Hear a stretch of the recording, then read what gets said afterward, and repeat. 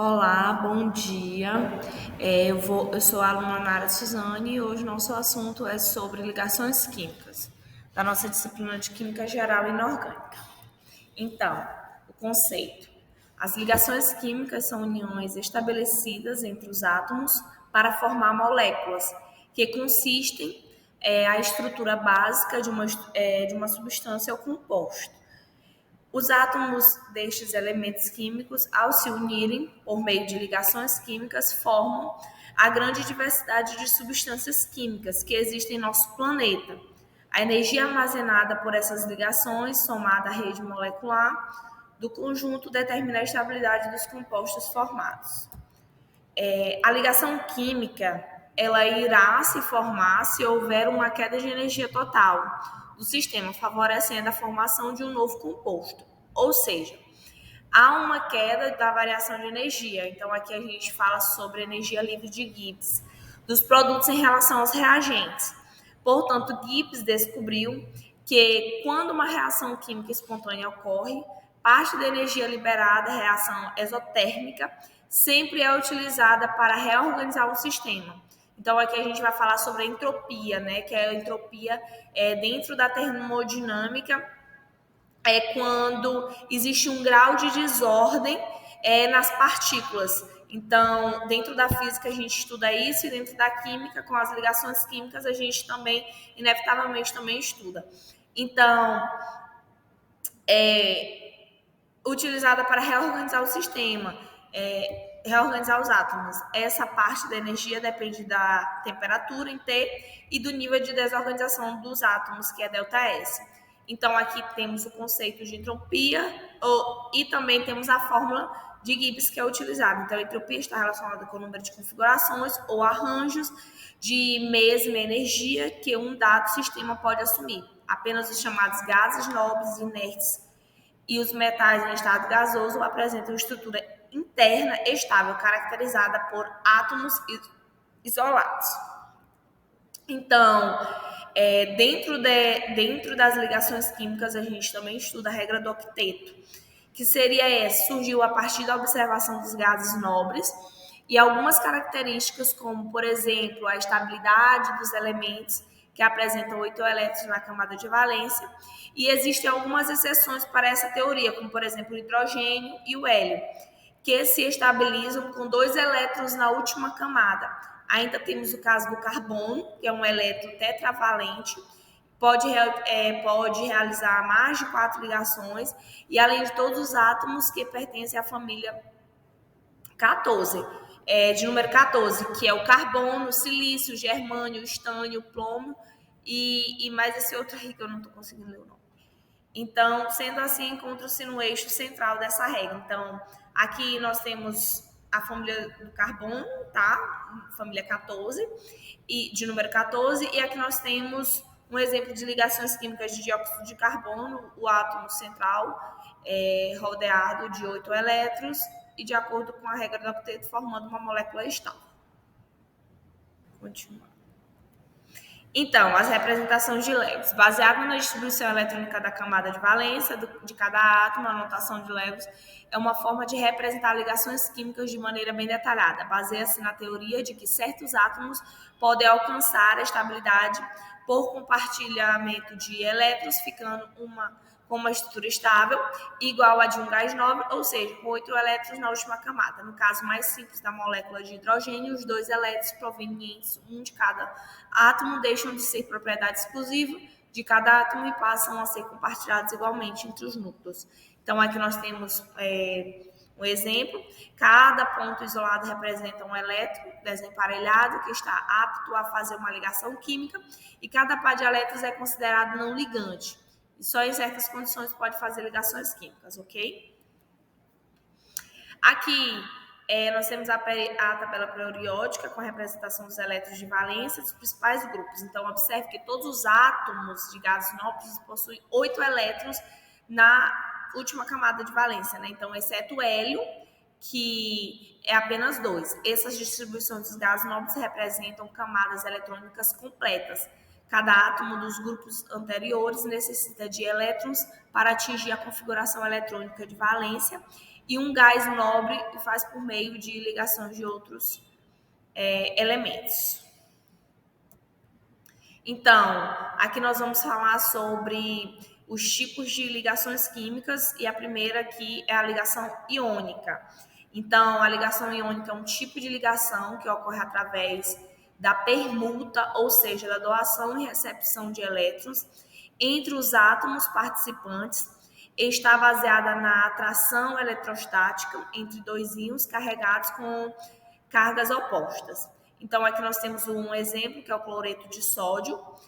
O sódio ele é um elemento metálico, possui característica de perder elétron, tá? Pertencente à família 1, de número atômico 11, com um elétron na camada de valência, como podemos observar na distribuição eletrônica abaixo. Então, vocês estão observando. Então, a perda de elétron ocorre com relação aos elétrons que estão na camada de valência. Logo, o átomo sódio perde apenas um elétron. Com isso, ele passa a ter uma nova camada de valência, a segunda que contém 8 elétrons. Então, obedecendo assim a regra do octeto. O cloro, um exemplo ametálico, possui características de ganhar elétron, pertence à família 7, A de número 17, com 7 elétrons na última camada de valência, como podemos observar na distribuição eletrônica. Então, o ganho de elétron ele ocorre na camada de valência, dessa forma o átomo de cloro ele ganha um elétron, pois falta apenas um para atingir a regra do octeto, com isso ele passa a ter 8 elétrons na camada de valência. Tá ok?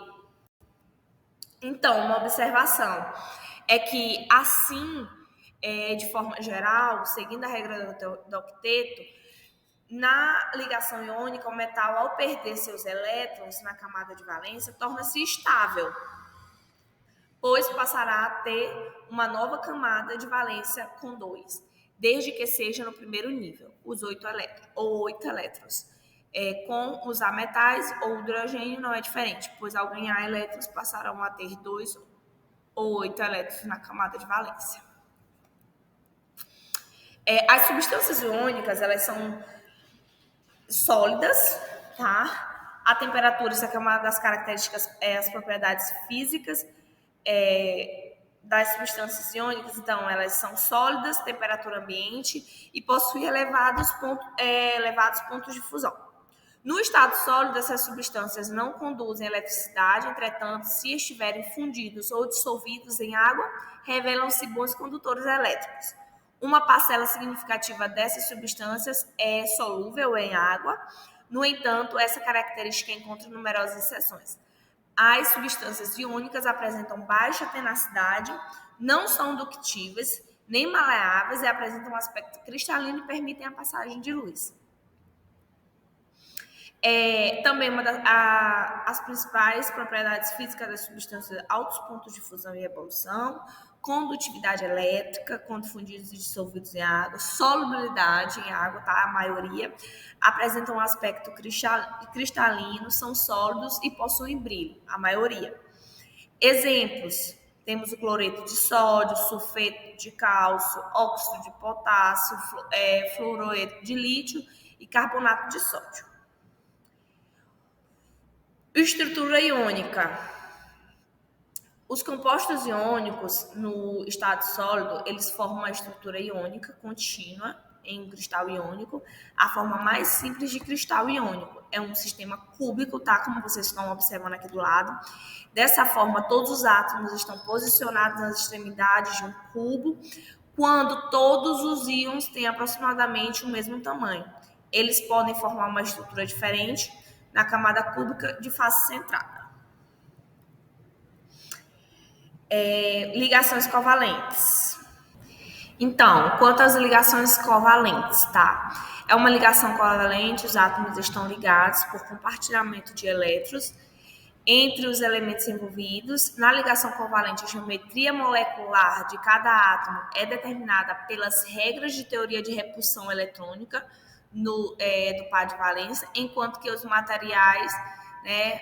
Então, aqui a gente segue um exemplo da geometria molecular e também a questão da teoria da repulsão eletrônica. Então, na formação de uma molécula de água, por exemplo, através da ligação covalente de dois átomos de hidrogênio e um de oxigênio, podemos observar claramente o compartilhamento dos elétrons de dois hidrogênios com elétrons de oxigênio. Tá, em alguns casos, o par de elétrons que participa diretamente da ligação pode ficar mais próximo do átomo que exerça sobre ele maior força de atração, mais eletronegativa. Essa ligação, chamada de covalente polar, forma um pequeno dipolo elétrico, embora a molécula no conjunto seja neutra. A água e o ácido fluorídrico são exemplos clássicos de compostos desse tipo de ligação. As substâncias polares que contêm hidrogênio podem apresentar ocasionalmente em sua estrutura molecular chamadas pontes de hidrogênio, ok? Então, os pares eletrônicos, então aqui a gente vai falar sobre o modelo para ligação covalente. Então, os pares eletrônicos, eles seriam formados por elétrons de valência dos átomos que constituem moléculas, sendo comuns aos dois metais ligantes. O exemplo proposto foi denominado ligação covalente e os compostos assim formados são chamados covalentes ou moleculares. Observa-se que o número de pares de elétrons compartilhados obedece à regra do octeto, o que permite supor que dentro desse modelo de ligação há também uma tendência dos elementos em alcançar a configuração eletrônica do gás nobre de número atômico mais próximo. Um exemplo é o ácido fluorídrico, como já foi mencionado. O átomo de flúor tem configuração eletrônica de um sp2, um s2, 2p5 e o átomo de hidrogênio, um s1. Quando os dois átomos se aproximam, eles compartilham esses elétrons de valência desemparelhados, atingindo a configuração do neônio, um S2, 2S2, 2P6 e do hélio, um S2, respectivamente. Então, como os dois átomos representam uma elevada diferença de eletronegatividade, a ligação formada é considerada covalente polar. O flúor, sendo mais eletronegativo que o hidrogênio, atrai os elétrons da ligação por si, formando o dipolo permanente. Então, dentro da ligação covalente, nós também vamos ter a ordem de ligação e a ligação dupla. Então, o que seria a ordem de ligação? A ordem de ligação é um termo científico criado para descrever o número de pares eletrônicos compartilhados entre os átomos, que formam a ligação covalente. O tipo mais comum de ligação covalente é a simples, em que ocorre compartilhamento de um único par eletrônico entre dois átomos individuais. Já a ligação dupla, o oxigênio tem configuração eletrônica 1s2, 2s2, 2p4 e necessita de dois elétrons para atingir a configuração eletrônica do gás nobre mais próximo. O neônio, como ele apresenta dois elétrons desemparelhados, cada oxigênio pode fazer duas ligações químicas. Ao fazer essas duas ligações, o oxigênio atinge uma configuração de gás neônio.